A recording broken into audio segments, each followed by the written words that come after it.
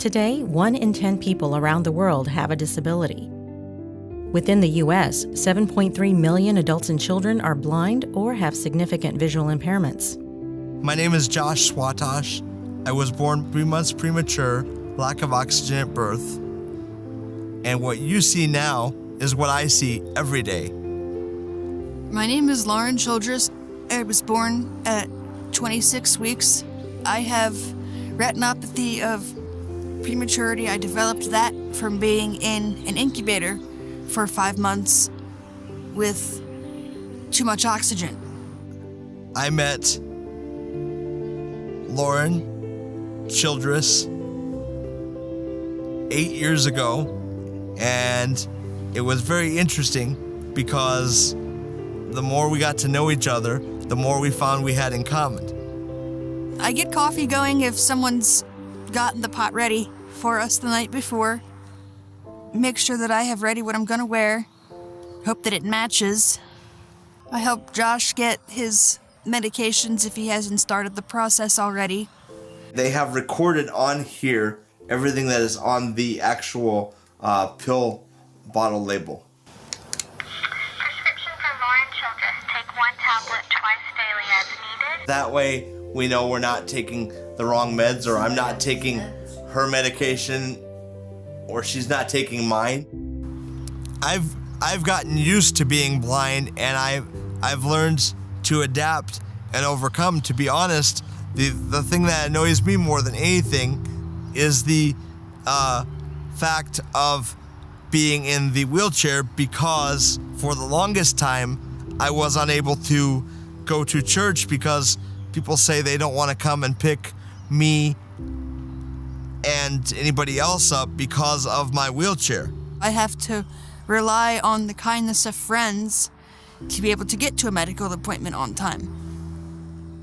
And then once I get there and I have paperwork to fill out, I have to worry about, is there going to be time for someone to help me fill out this paperwork before I go back and see the doctor?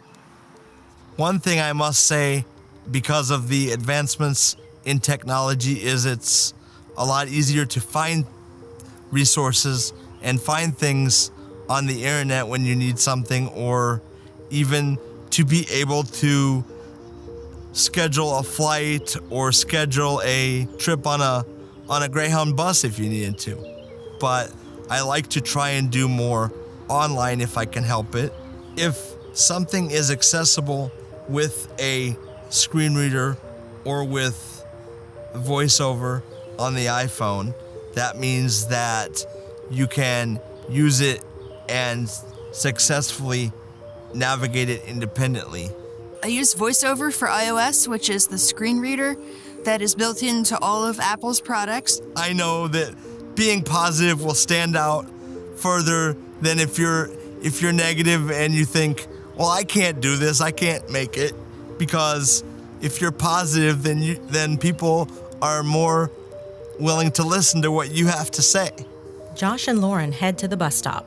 I look forward to going today to show the people at MicroAssist how we use the many different websites that we use. Vivian Culliver, MicroAssist Marketing Specialist. We have had a passion for accessibility because of the work we've done with the state.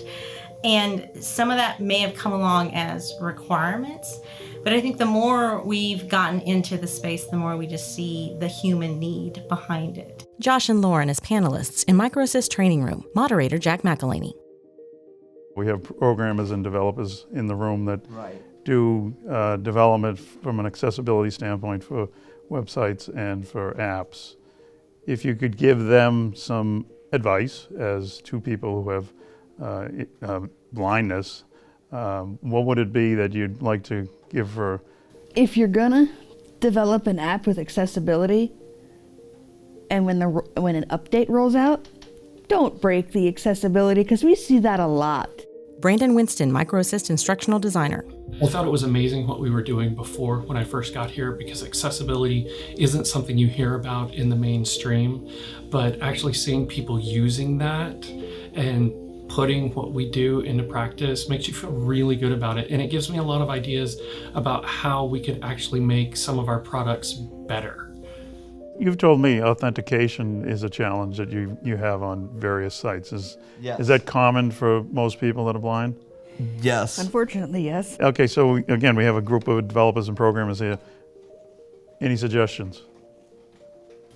Try and at least have an alternative even if you have to make it something different, like at least have one version of your site accessible. I come over inaccessible websites more often than not, unfortunately. A lot of times there is no good contact information for the developer. Aishwarya Ramachandran, MicroAssist application developer. First thing that struck my mind was like I should never break the existing accessibility. Make sure that I help them. Jack McElhaney, MicroAssist Vice President of Sales and Marketing. I think today they saw the challenges, and it's really challenges. I don't think they call it struggles. I think they call it challenges that they encounter with websites and apps and buildings. And I think, and I hope, that's what today brought to the forefront is this is who you're working for. Anything is possible if you make it possible. You have to learn to adapt and overcome. Photo of Josh and Lauren smiling. MicroAssist is helping organizations provide online and digital content that is accessible to all. Learn more at www.microassist.com. MicroAssist logo.